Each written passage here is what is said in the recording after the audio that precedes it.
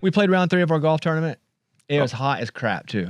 And so the video's up if you want to watch it. Just go over to Bobby Bones Sports. And it was me, Eddie, our friend Gator, and Kane Brown. And so we were kind of rushed because Gator was late. He was like, I'm going to be late. So I had to move our time back a few minutes. Kane went to the wrong club. Oh, that's terrible. Like 20 minutes away, same town, but went to the wrong club. And so we're waiting on him. And so they're like, you guys got to go. So we're like rushing up to the tee. So we started, and in golf, you never want to have to like be hastily started. Yep. But I parred the first hole, and I was like, okay, that felt terrible, but I got a par there. What's crazier, though, is they didn't tell, man, and it's such a mental game. Golf is so mental, and they changed up the order. We started in 10. Oh, on hole 10, yeah. We started on hole 10, where, like, mentally, me is like, I was so preparing on the driving range to start on 1 and how I was going to attack 1 that it just threw me off. So we start playing, it's hot as crap. We're sweating. That's par for the course, pun intended, here. Because it's hot every afternoon. It's miserable. For a month straight here. Yes. Like, hot and wet. And so we're playing, and our hands are sweaty, and our knees are weak, and my hands are sweaty, and our knees are weak. No, I'm in love. I'm all shook up. And we start playing, and we're bouncing back and forth. He's up, I'm up. Going to 18, I think I was up 4. I tripled 18, had a terrible hole. I ended up winning by 1 stroke.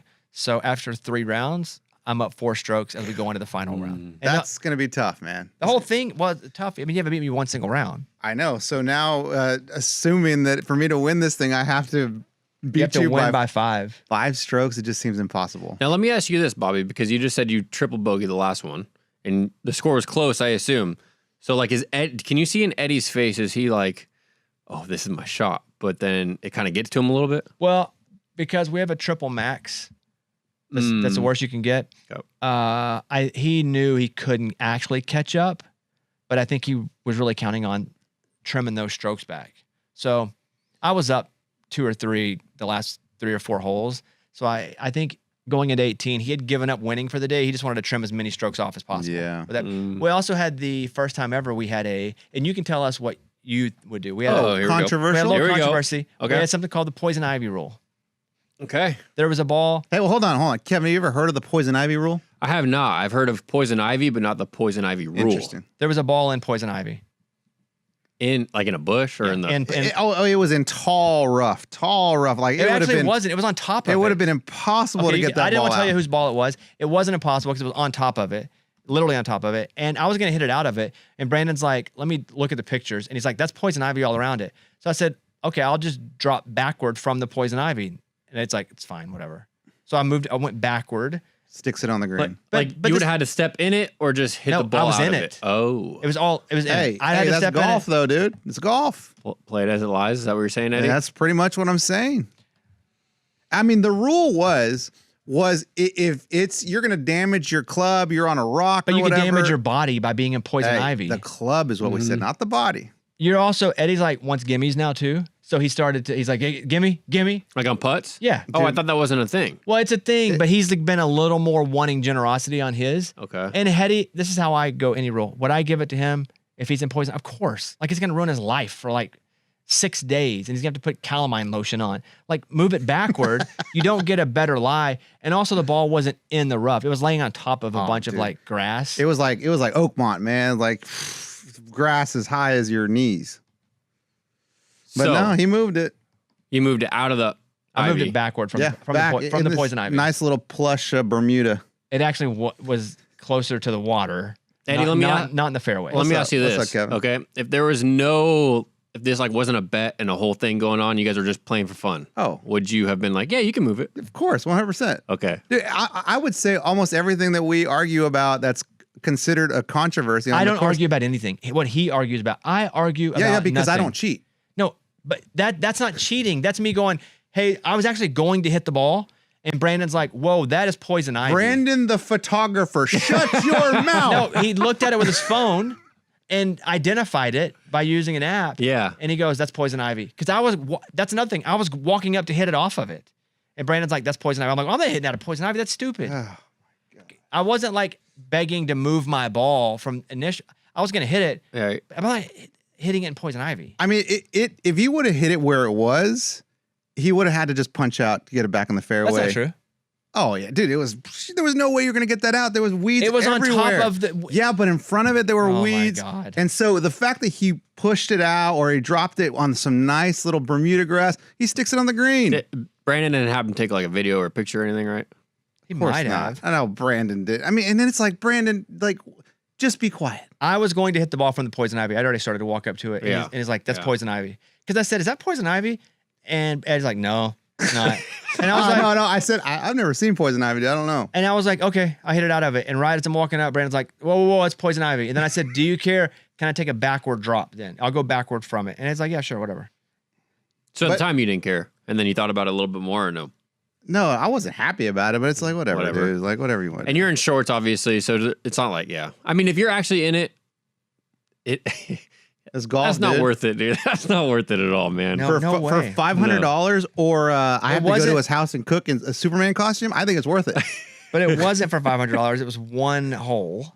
Who knows what that could have done? If that was like the final round. hole, you guys are tied. Yeah, even then, that's tough, man. Mike, what do you think? Yes, poison ivy's no joke. It's not worth it. Yeah, like Mike. But he gets mad. He finds something to be irritated about when he loses every round. Well, I was gonna say, I mean, that sucks, Eddie, but it sounds like there's been plenty of opportunities. Plenty, because I play terrible. There have been plenty of opportunities. I'm missing putts left and right. There was one putt that was like 2 feet or whatever, and I, to piggyback to you being like, "Oh, gimme." I said, "Hey, is this good?" He says, "It's up to you." Oof. Oh, what am I supposed to do with up to you? I take Mind it. If someone says up to you, I take it every time. Okay, cool. Pick it up. It's up to you. No, do you know what I Kevin. was? I was like 70 feet behind him. I wasn't even up on the green. Oh, you didn't even really? No, I was in the you couldn't cart. even see like No, where it you was. saw what it was. No, it wasn't. I was in the cart and he was on the green. And he goes, "Is this close?" I said, "It's up to you," because I literally couldn't see what it was. So you just trust his judgment? Yes. And he putted it and missed it. Oh no. Yes, and I missed it. Okay, that's on you. But I was at least Kevin. 50 yards back. Hey, I'm with you, Eddie, where I'm like, all right, yeah, I'll show you. And it's up to me. I'll freaking do this. But "It's up to you" was from so far back. That's why I said that. I'm like, dude, it was so hot. I didn't want to get out of the car. I was in the shade. I was like, dude, it's up to you. Because I trust him. Yeah. And then he misses the putt. I don't even know if he gave it to himself after he hit it. So I said, "Did you give that to yourself?" Oh. And he goes, "No." I'm like, "Oh, okay." But then he blames me for it's that. Like credit. Like if I take that one and then I don't give him one later, he's like, "Oh, really? You're not gonna give this to me? But really?" Even after I said it's up to you. I did nothing. I actually was very generous with that. Like, "It's up to you. I can't even see it." And then somehow that comes back on me. Like I did something wrong. Right. So do you see how this is going? Yeah. Yeah. If we were on Golf Channel, dude, we'd be viral right now. Everybody'd be like, "Oh God, did you see that drop? Oh, poison ivy." There'd be a hashtag right now. Well, there wouldn't be poison ivy on a course on the Golf Channel. There wouldn't? No. You're telling me there's no poison ivy at Bethpage? I'm pretty much telling you that. Yeah. I think they go Probably through. take that out. So we're Okay. 3 and we have one more round to go. Oof. And I'm up 4 strokes. I'm gonna need a spectacular round, like 3 birdies, I don't think 4 so. birdies. I think had you shot at 85, which you've shot many times before, even this last round, we'd be tied or you'd be in the lead. But you played poor. I played Terrible. poor. Yeah, it sounds like you had a day to take advantage and you didn't. That's what I told him. I was It like, is. man, if you'd have just played not even Just as good as you decent? normally do, like even a little worse than you normally do, you'd have gained. It was so hot. Yeah. It was one of Brutal. those where your glove gets so wet, that you have to take it off and like dry it off when you go to the next, just from sweat. Ugh. Oh, it was drenched. Like you try to bring 2 shirts, 3 shirts. Well, I By don't the know. back we didn't now. do all Shirts, that. Oh, I've done that But we had towels. Like we Yeah. it was really wet. We're like wetting them, putting it on our heads. Yeah. It was that kind of day. Ugh. I was reading a story about celebrities who've had poor money management and lost it all. And I think of athletes too. There was a tweet that happened yesterday and a guy was like, "Hey, I used to play in the NFL." It was anonymous. He said a lot of these guys that would have these contracts like $500,000-$600,000 a year. So not minimum, but also they're not making the millions of dollars. They would already spend their money before they even get it. And they're basically have no money during the year because they get that money, they spend it. Then when they retire, they have nothing. Or not even retire, when they just don't make a team anymore. Like they're broke, yet they made $3 million over 6 or 7 years, but they have nothing because they spend it at such a pace and they always imagine it's always going to come. And it doesn't. I think that's a pretty common thing. That's why they also have these classes and these seminars with the athletes before their rookie year to go, this money ain't going to last. Like you have a window. But the same thing could be said about celebrities. And so here we go. I want to go 10-1. 10 celebrities who had poor money management and lost it all. Some did get it back. So these are all celebs, Some not just didn't. athletes. Yep. Number 10, Heidi Montag and Spencer Pratt. Hmm. They were on the hills on MTV. Mm-hmm. At the height of their fame, they brought in over $2 million a year, according to People magazine. However, the couple spent $1 million on clothing for Heidi, another $1 million on a crystal collection for Spencer, expensive dinners with $3,000. So it goes on, but they talk about spending all their money. But this is one, they probably grew up around money, and I'm not sure if they had money, but two, you just think it's always going to come when it's coming at a rapid rate like it was when you're young, especially. So they probably thought, we'll always be famous and be making this money so we can spend this money. And also having a lot of enablers around does that as well, especially if you're young. Did they bounce back? A bit. So during the fires, they lost their house. It's a pretty big house. But I think they ended up getting some more fame and notoriety and some deals because they were some of the ones speaking out. He's still fighting with like the California lawmakers. Spencer is. So I don't know if they ever bounce back like making millions a year, but I don't think they're like poor. Right, Mike? Wasn't that the big narrative? Yeah, Where he's like, I'm not a multimillionaire anymore. He was trying to make money on TikTok, so he was like, watch my videos so I can make money from this. And then Heidi Montag, her like career in music kind of came back again because people started going back and listening to her music just to support her. Yeah, so I don't think they're on the hook for paying bills, but I don't think they're good. I don't think they're multimillionaires again. Number 9, Johnny Depp. He was earning about $650 million through his career up to this point. Is this before the lawsuit? Well, he had faced several financial challenges. His downfall, one, his spendthrift habits. $2 million monthly he was spending. Bro. $30,000 on wine alone. Even Wait. $3 million to blast Hunter S. Thompson's ashes from a cannon. Dude. What? 30 grand a month on wine. That's so you're looking at almost $400,000 a year on wine. And it sounds stupid, right? Like, oh man, how much did he drink? But you can get a bottle of wine for like, he ain't going to Kroger. He ain't going to Kroger and getting a $10 bottle. He ain't getting our bottles of wine, is he? No, he's not. Nicolas Cage accumulated a $150 million fortune. He is notorious for his eccentric and highly illiquid investments, which means it takes forever to sell them. Like liquid means you have the cash. Like buying a house, not liquid, but it can be liquid-ish pretty quick. As soon as you sell it. But when he bought like a dinosaur. Yeah, we've heard of that. Yeah. Years ago. He's a big collector, right? Is that what you're saying? Mm-hmm. He spent all this money on a dinosaur skull and had to return it to the Mongolian government. I don't think they gave him money back for it. Oh, that's just a straight loss. He owned 15 houses around the world, including 2 European castles. Imagine the upkeep on those. Yeah, man, all the people working around there. And then it seems like he wasn't paying his taxes. He owed the IRS $6.3 million and faced foreclosures on multiple properties. But he's good, right? I would think he's okay. He's still coming out with the movies, isn't he? He's probably good. I would think he's okay. Kim Basinger? Oh, yeah. She was like hot back in the day, right? She was. Like one of those hot actresses, like, oh, Kim Basinger, I like to get with that. Like that type of person? Yeah, I feel like she was in Batman, the Michael Keaton Batman. Oh, yeah. She was the love interest. She bought a whole town for $20 million. I think she was also 8 Mile. She reportedly planned to revitalize the town and build a movie studio there. However, the actor backed out of a film she'd agreed to star in. The studio sued her. She was ordered to pay $8 million. She filed for bankruptcy, reached a settlement. Apparently, she lost a bunch of money. 50 Cent. What?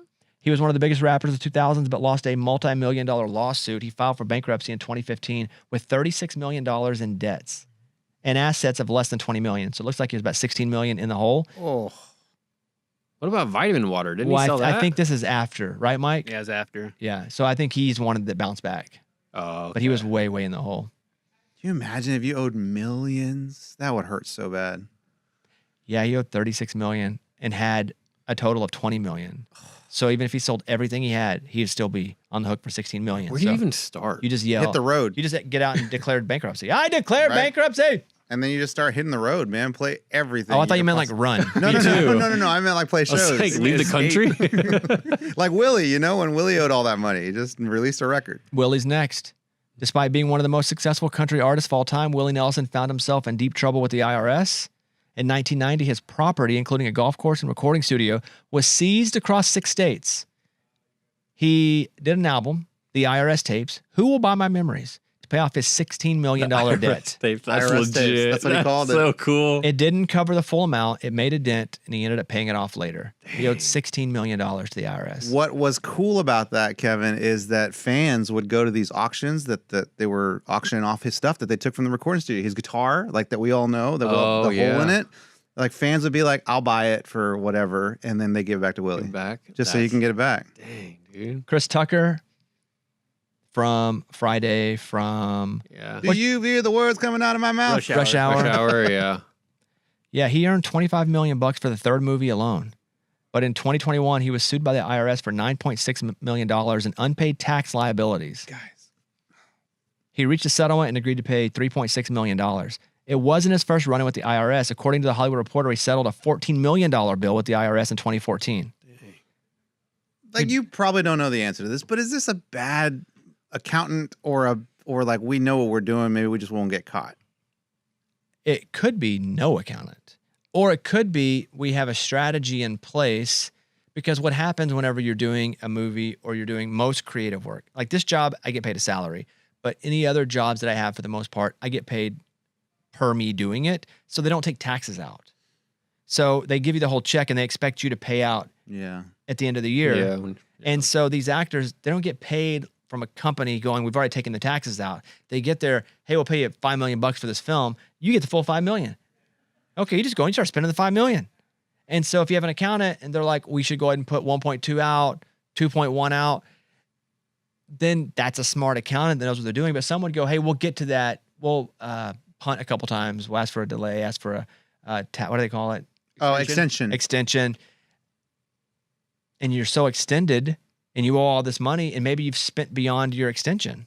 But mostly that's what happens in Hollywood when these creatives owe all the taxes. It's because they don't have a job that takes out the taxes. Yeah. And so it comes back around. They've already spent the money they should have saved. But if he had what, $9 million, but they settled for $3 million, so he kind of won, right? Yeah, but he had another $14 million bill Yeah, that hurts as well. Okay. The guy just apparently didn't pay his taxes at all. I'm not even sure he paid on taxes at the store. Bought some gum, refused to pay taxes on I'm it. not paying that. T-Pain. T-Pain recalled being mega rich and losing it all, and then becoming wealthy again. The singer once had $40 million in the bank, but bad real estate investments and poor spending decisions like buying a Bugatti and returning it 5 months later for $400,000 less than he paid left him broke. That's what they say as soon as you drive out of the lot. Yeah, it depreciates, and I guess it depreciates like crazy. Probably at the same percentage rate, but if you're buying $1 million car. Oh, dude, I assume that is like a $3 million car. A Bugatti. Well, the one that he bought. I don't even know what that is. It's not a Lamborghini. I've heard of it. It's not a Lamborghini. Reed and I were fighting about if it was a Lamborghini or not. It's not a Lamborghini. What was he saying? It's a Lamborghini? No, both of us were wrong. We just didn't know. And we were like, is it a Lamborghini? And so we didn't know, so we were both wrong. Okay. A base model of a Bugatti is $3 million. Base. They have a $5.8 million car, a $9 million car, and a $10 million car. Which is why it's easy to go back for $400,000 less at a car starting at around $3 million. MC Hammer, that's a very famous story. Yeah. Heard of that one. Entourage, right?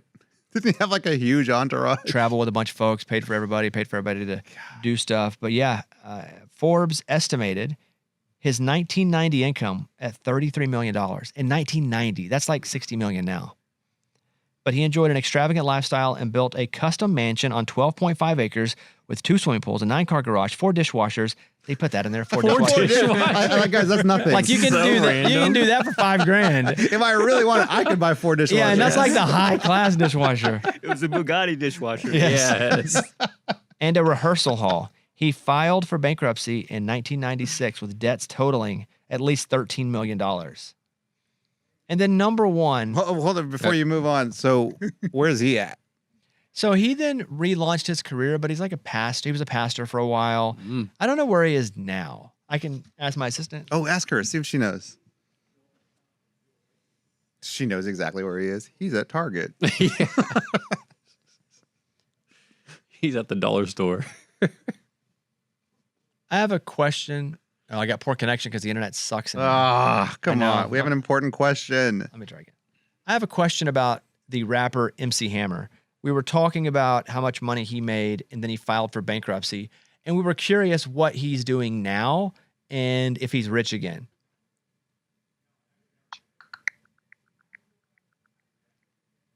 MC Hammer definitely had quite the journey after his massive success in the 90s and then filing for bankruptcy in 1996.